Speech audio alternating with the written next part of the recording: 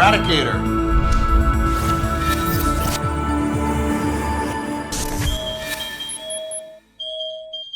Hello guys and welcome to the channel. It's the Eradicator, and in this video I want to talk about one of those future crypto games that are, in development, coming up hopefully in the future. Now I know that a lot of you guys don't like them.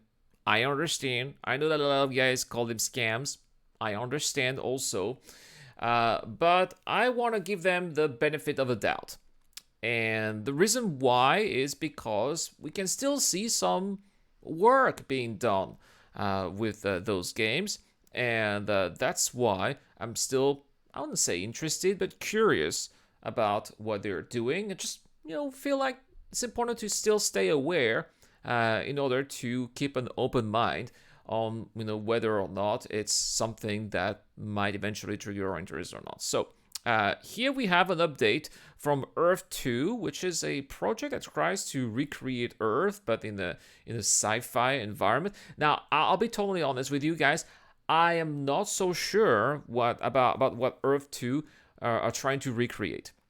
I don't know. All I know is that they're selling land, which seems to be their funding. So let's have a look here, and let's see what they're doing.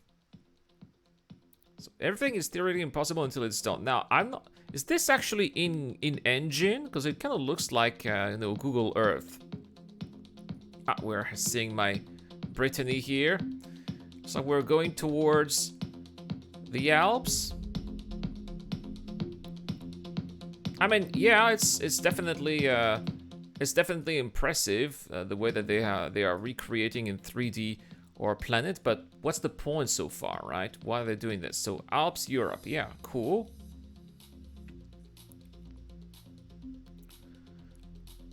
I mean, you've got a world simulator, congratulations, but what are we going to be doing with that? So again, that is totally a reaction here. I've watched this video about 2 weeks ago, but I wanted to make an in-depth reaction, make a video about it. See if I could maybe perhaps digest what I had watched.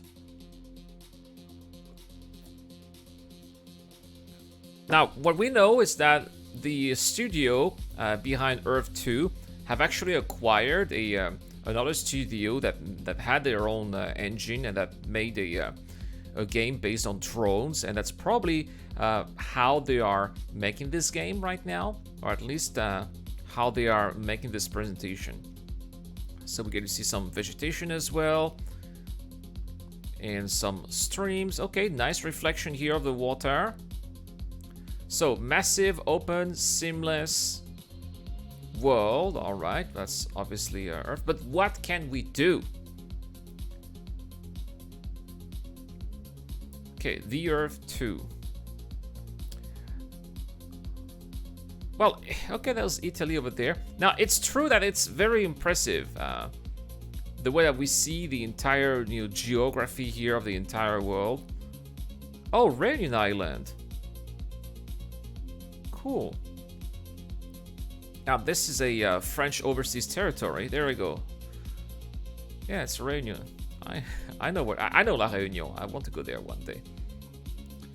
But now the problem here: Réunion Island is supposed to be a tropical island. Why do we see pine trees?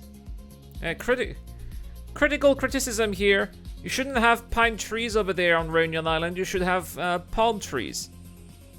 That is not the proper that is not the proper vegetation here on Réunion Island. That is not how Réunion Island is looking like. It's supposed to be a lush tropical island, not this. Anyway, seems like there's some kind of outpost here. All right, we can walk in the places that we make with custom-made avatars. Now, walking seems a little bit arcadey. I wish that it could look a little bit more realistic, though. You can travel to anywhere, okay. Now, that's what I said. They were talking about their seamless experience. In this pristine... Come on, get the text rolling a bit. Now, I suppose that these are procedurally generated, the traffic here. Also, another thing that bothers me is that I do not see curved road. In a city building game, in a settlement building games, I like to have curved road. It looks more realistic, and that's something that I'm not seeing here. So again, constructive criticism, guys at Earth2, if you're watching this video, because I know that you like to watch videos that talk about your game. Please bring in curved roads, because it just looks better overall, right? So looks like in their engine, at least, what you are seeing is where you can go. So this outpost here on Rainier Island can still be seen from very far away. Yeah, that's pretty cool. Alright, so we're now in Madagascar, we're back in Africa here. I love geography. There's the Canaries Island. Where are we going? The Americas? This is Japan. Yeah, the Americas right there. Here we go, Mexico. And that's going to take us all the way straight to California. Yeah, so here they're talking about their virtual land registry, right? Yeah, that's basically been their funding here. People have been excited about perhaps, you know, buying land where they are from or in big cities here. It's not something that I've gone into because I've been trying to stay away from this project as much as possible, but it doesn't mean that I'm not interested. It's just that I'm more in a wait and see situation here. And so far, oh, El Captain USA, cool. But so far, I still don't know what we're gonna be able to do. Because if it's just about building settlements, and how, with what resources, what is the economy? If it's just about, you know, placing building and saying, hey, look, this is that place in America, that's what I've done, and that's it, that's not very interesting. I think that this project would be more interesting if they had like an actual economy, you know, resource gathering, trading, ways to communicate between one place, one settlement and another. That would be much more interesting, but as of right now, I'm not seeing any of that. They are displaying their in-engine, their engine, basically, game engine, and yeah, sure, very nice. It looks impressive.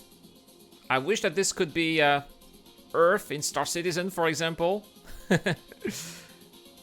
And it does look, by the way, another thing that I appreciate is that it definitely does look at 1-to-1 scale, and that is already quite great. But again, it's not the first game to do that. Flight Simulator is doing that as well. They've got vehicles. Okay. Now, sure, it looks great here on like that, but how is it gonna be when you actually drive those vehicles? The physics have to be properly done as well. Another thing that is a problem when you have vehicles in the game is motion sickness. It's also something that they have to work on too here. Should not feel like you're in a shoebox. Yeah, that's true. Blah, blah, blah, blah, blah. They're still talking about how they're... How big they are. That's cool. I'm going to skip this a little bit because I want to see if there's anything about the economy. So what are we looking at here? These are the tiles. There, more land. Okay, great land ownership. But what's the point? Why would you own land in Earth 2? What are we gonna do with that? And this looks stupid, by the way. When people are making those shapes, you see, that, for me, this is very off-putting. I don't like that. You know, it needs to be some kind of regulation to make things look a little bit more realistic. And that already, when I see those crazy shapes, those signs, those logos, it's immersion breaking already. I don't like that. So sorry. But is there anything about the economy? Now they're showing us the physics here. All right, we're looking at the physics here. Terrain collision. Next here we're seeing how can we travel in Earth 2. So they have those drones here with this just kind of technology that they have used from previous from the drone game that they have acquired. So yeah, those cities definitely look impressive, but how are they made? They've got transport. How? What's the point? Why would you have that? You know, and how do you connect one tile? What if one tile? Because here, to be able to have a city like that, I suppose that you must have several tiles put together, right? What if you have your own little tile next to other tiles that don't belong to you? How do you connect with other players? How do you make sure that other players are doing their part? What if they abandon their city? And this is something that we've seen in other city building games, or in other games that are multiplayer, in which you create something and your neighbor is doing something crazy, or your neighbor is abandoning his city. So you are around this kind of wasteland that just doesn't make any sense. Is there a way, for example, to acquire neighboring land where, because your neighbors are not doing anything, it's just ruining your immersion? Or would they encourage you to buy land somewhere else in order to be building the city of your dreams? I don't know. All right, so looks like we have hubs, of course, very important in Web 3.0 type of games. I suppose that all of the objects that you see here will be NFTs. Again, supposition here that you'll be able to buy and sell with cryptocurrencies, because that is what these NFT games are about. Again, unfortunately, they're not telling us here how all of that is going to be created or generated. Are there going to be factories that are going to allow you to create those assets? How is this going to be generated in game? That's what I'd like to know. Yeah, they've got those shops here. Are those 3D objects going to be made beforehand in a studio and be put in the game for players to acquire, or can you craft them as well? That's also something I'd like to know. Yeah, trade, sales good, that's awesome, but how are they made, right? They're not telling us. So here, all buildings, all of that here, all that we're seeing here, these vehicles seems like they will be driven by NPCs. They're still tradable and buyable. That's awesome. This is made up of elements that you can play, but also able to shop. Yeah. Now, what is that here? Earth2 portal concept. What are we talking about? Looks like they are integrating their drone game inside Earth2. All right, so within Earth2, you'll be able to play drone. Okay, why not? Why not? So that is not Earth2 here. This is drone that you can play inside Earth2. I like that. The ability to it's like a game within a game, and that's probably another reason why they acquire drones, so that not only is this going to give them a game engine from which they are going to be able to build Earth 2.2 on, but also something that players will be able to do inside the game. Why not? Now that's what I like here, driving inside the city. It doesn't seem like the cars have a first-person view yet. But again, more constructive criticism here. If you guys could, developers, if you're watching this video, please give in first-person view. First-person view gives immersion. You want players to feel like this is real. Even though, of course, it's a metaverse, and what we are looking at here definitely looks impressive, it still needs to be feeling like we are actually doing that from a first-person perspective, so that we can believe that it's really us and not the avatar that we are seeing on screen. That's my opinion. Maybe you guys like to use third-person view, but personally, it's not something that I enjoy much.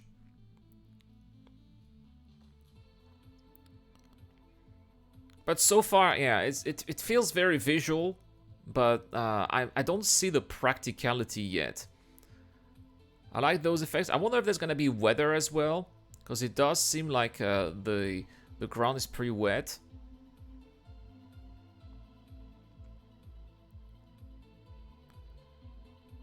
Okay, let's see if there's anything more interesting that we're seeing over there. Yeah, it's only the humble beginning. Yeah, sure. Great, it's the beginning. That's cool. But what's the point? That's my question here. Why would I invest time and money in Earth 2? They demonstrated the progress they made in their engine. That's wonderful, but they need to show. Yeah, they have a long way to go. Agree, and they need to show us some gameplay. What is the point? Maybe I'm not informed. Maybe I should be checking it out more. I don't know. I haven't seen anything about it. It's a game within the world. Okay, cool. But so far it doesn't seem like a game at all. It seems like a place where you're spending money and you're showing off the money that you spent in building things, but there's no practicality, and they need to be working on that. Anyway, guys, that is what I had to say about Earth 2. I'm still intrigued, I would say, but they need to show more. All right, guys, thank you so much for watching. It's been the Eradicator. I'll see you guys later.